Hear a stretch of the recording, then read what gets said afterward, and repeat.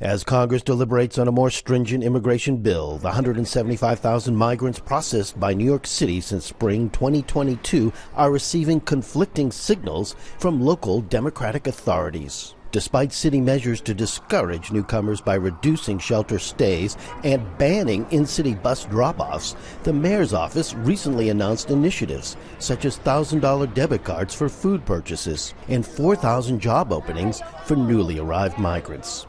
It's good. They give us a lot of help to the immigrant. They give us a lot of help.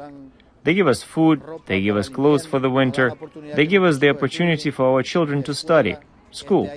This institute to start doing the papers to be able to work. They give us a lot of help in New York.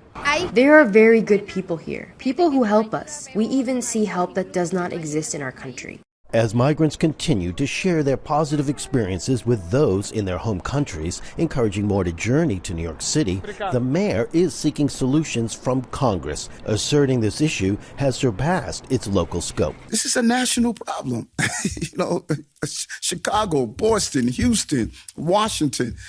The national government must solve this, and the challenges that we are facing, we're seeing the visual of what a failed national policy is producing.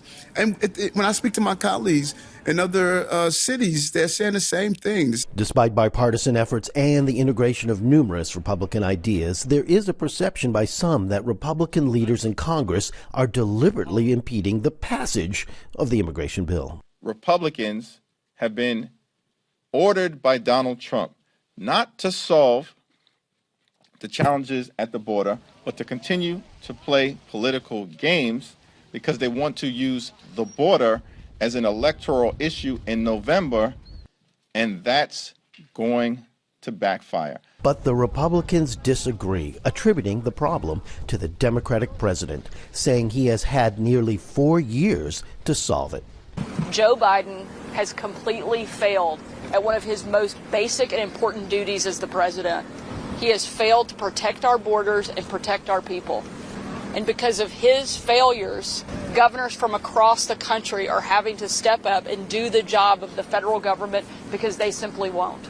Professor Aaron Corcoran of the University of Notre Dame maintains that the current immigration legislation before Congress is being delayed for political purposes. I definitely think it's going to be a big issue for the election cycle, which is why I think there are some incentives not to come to a compromise. Because if a bill passes and a law goes into effect, in some ways, some of these issues go away. As Democrats and Republicans vie to leverage the immigration issue for their respective political advantage, the fate of millions of migrants remains uncertain, at least until the upcoming November presidential election. Aaron Rainin, VOA News, New York City.